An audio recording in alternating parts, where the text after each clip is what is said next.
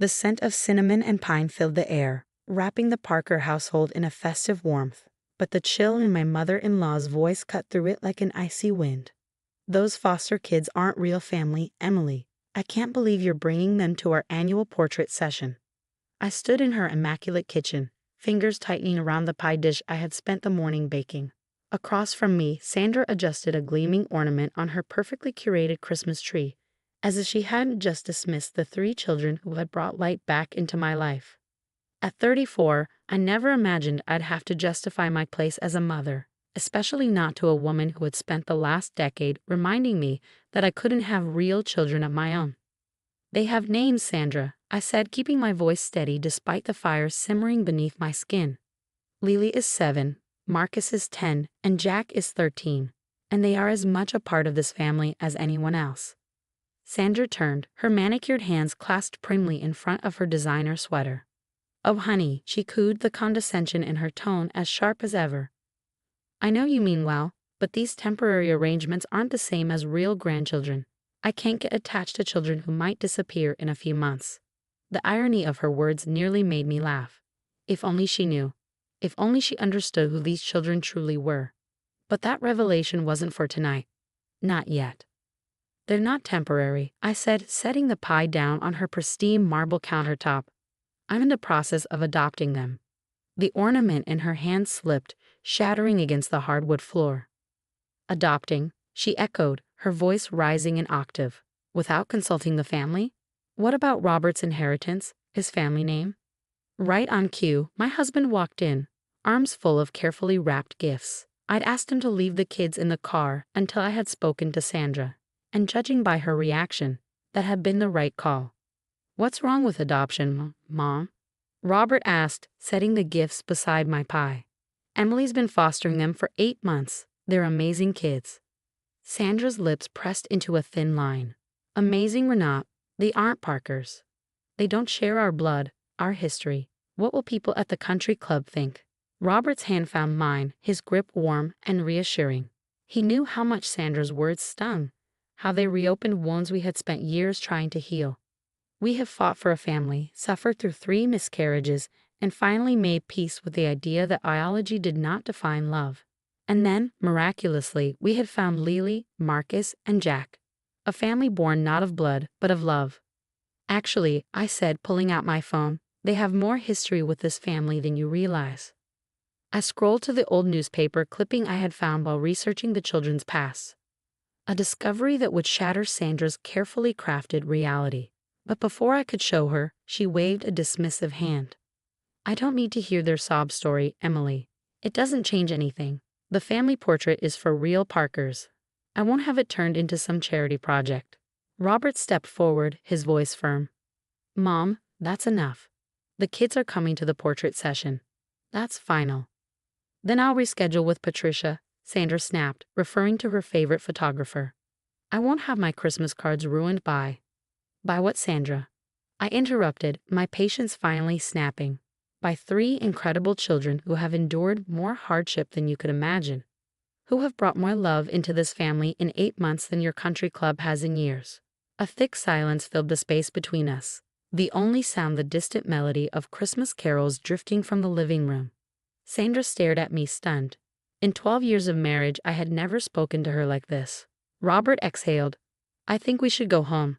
We'll discuss the portrait session later.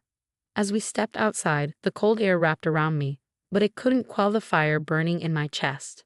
In the car, the kids waited patiently, their laughter filling the space like the very warmth Sandra refused to let in. As I glanced back at the house, I saw Sandra standing at the window, watching us. I thought of the envelope tucked safely in my home office. The DNA test results proving that Lily, Marcus, and Jack weren't just any children. They were the grandchildren of Sandra's long-lost sister, the woman she never spoke about, the secret she had buried for decades. Tomorrow's portrait session would change everything. Robert squeezed my hand as he drove, his silent support grounding me. You okay? He asked softly. I exhaled, gazing at the kids in the backseat, their faces alight with excitement over what movie to watch that night. I will be, I said, a small smile tugging at my lips. Because family isn't about blood, it's about love. But in this case, it just so happened to be both. And Sandra Parker was about to learn that in the most unexpected way possible. The morning air was crisp, the kind that turned breath into clouds and painted the sky a sharp winter blue, perfect for family portraits. As I carefully braided Lily's dark curls, I couldn't help but notice how much she resembled the old photographs I found of Sandra's sister. Those same deep brown eyes, that same quiet, knowing smile. "Do you think Grandma Sandra will like my dress?" Lily twirled in her blue velvet dress, the fabric catching the light as she spun. It matched her brother's sweaters, a deliberate choice. The hope in her voice made my chest tighten.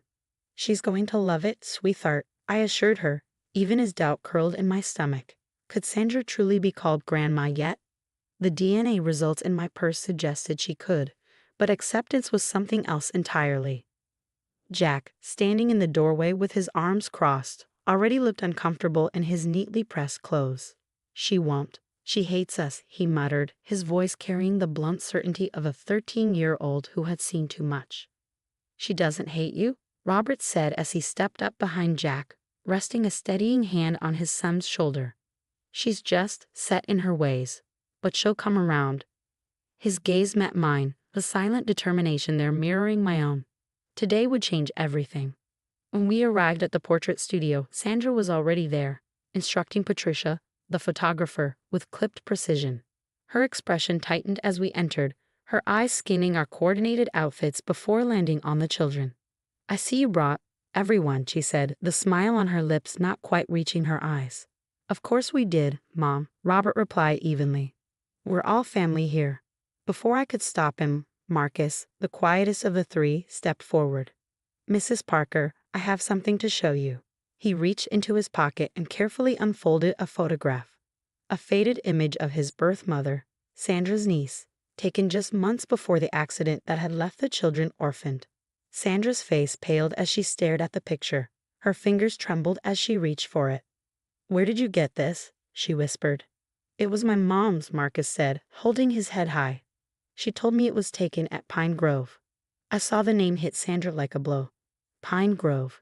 The family's summer home, the place she and her sister, Catherine, had spent childhood summers before their relationship fractured beyond repair. Sandra turned sharply toward me. "Emily," her voice was taut, controlled. "What is this about?"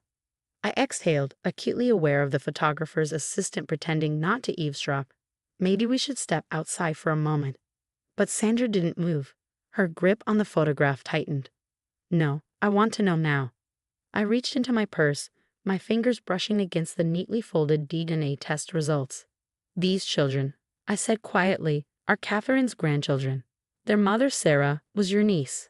I discovered the connection while researching their background for the adoption.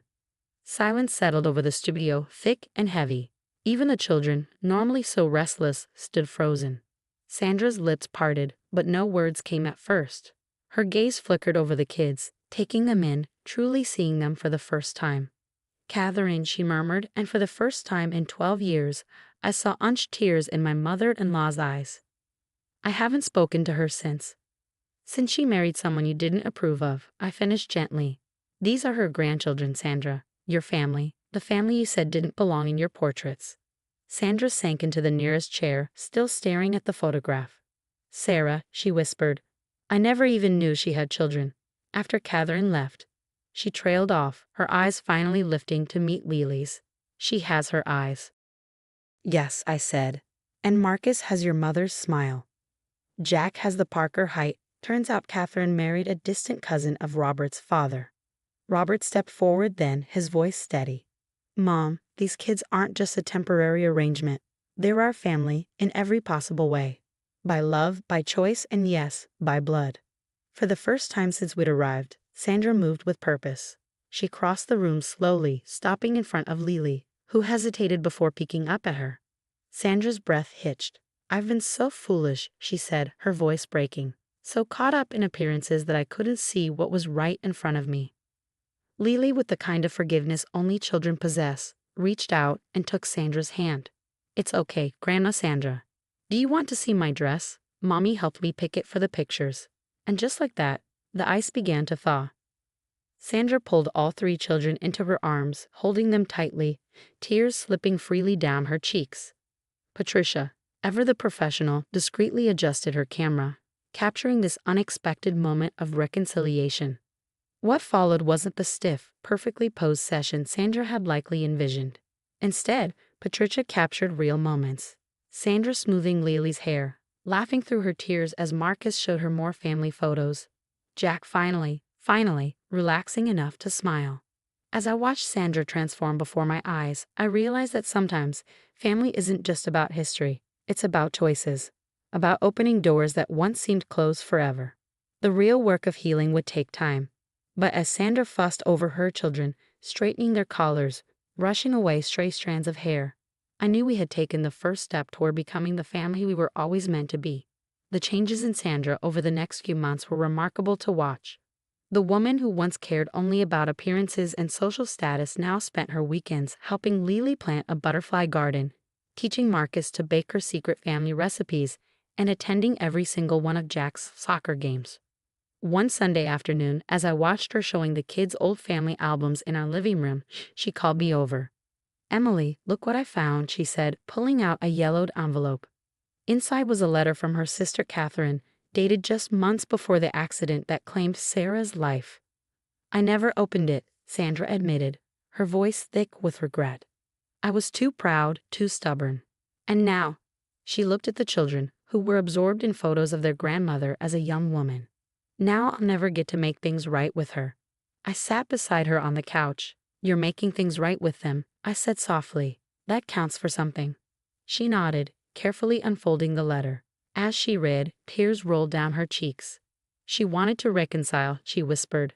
"She wrote about Sarah, about the kids. She wanted us to be a family again. And now we are," Robert said, joining us with a tray of hot chocolate. Another new tradition Sandra had started. Just not in the way anyone expected. The transformation wasn't just in Sandra's relationship with the kids. She'd become a different kind of mother-in-law to me too. Gone were the subtle jabs about my inability to have biological children, replaced by genuine appreciation for how I brought her family back together. One evening, as we prepared for another family dinner, now a weekly occurrence, Sandra pulled me aside. "I've been thinking," she said, nervously smoothing her skirt. "I'd like to set up a trust fund for the children's education. Not because they need to meet some social standard," she added quickly, "but because it's what Catherine would have wanted for her grandchildren." I hugged her, something that would have been unthinkable a few months ago. "She would have loved that," I said. "And she would have loved seeing you with them now." The adoption became final on a bright spring morning. Sandra sat in the front row of the courthouse, beaming with pride as the judge made it official. The kids were legally ours, though they'd been ours in heart since the day they arrived. "You know," Sandra said at the celebration lunch afterward, "I always thought family was about maintaining the Parker name, about keeping our bloodline pure and proper." She looked around the table at our beautifully blended family, Robert and me, the kids, even Patricia, the photographer who'd become a close friend. "But real family is this. It's love and forgiveness and second chances." Lily climbed into her lap, something that now seemed perfectly natural. "Tell us more about Grandma Catherine," she asked, a request that had become common at family gatherings. And Sandra did, sharing stories she'd kept locked away for decades. With each tale, the missing pieces of our family history fell into place, and the children learned of the grandmother they'd never met through the aunt who finally opened her heart to them. That summer, Sandra suggested reopening Pine Grove, the summer home she'd closed after her falling out with Catherine. "It's time to make new memories there," she said. "Happy ones." Watching the kids run through the same gardens where their grandmother had played, seeing Sandra teach them the same family traditions she'd once shared with Catherine, I realized we created something beautiful from the ashes of old pain. "You know," Sandra said one evening, as we sat on the porch watching the sunset, "I spent so many years focused on what family should look like that I almost missed out on what it could be. Thank you, Emily, for not giving up on me." I squeezed her hand, remembering the tense Christmas gathering that had started it all. "Thank you for being brave enough to change." The sound of laughter drew our attention to the yard, where Robert was chasing the kids through the sprinkler, all of them soaked and happy. Sandra's perfect lawn was getting muddy. Her carefully tended flowers were slightly trampled, and she didn't seem to mind at all. "Catherine would have loved this," she said softly. "She always said I needed to loosen up, to see that life was meant to be lived, not just photographed and displayed. As if to prove her point, Lily ran up and pulled us both into the water fight, designer clothes and all. And there we were, the proper Sandra Parker, laughing and playing in the mud with her great nieces and nephew, finally understanding what real family meant. In the end, it wasn't about blood or status or perfectly posed portraits. It was about love, acceptance, and the courage to open our hearts to unexpected joy. Our family might not have come together in the traditional way, but it was real as the laughter echoing through the summer evening, as real as the love that had brought us all home.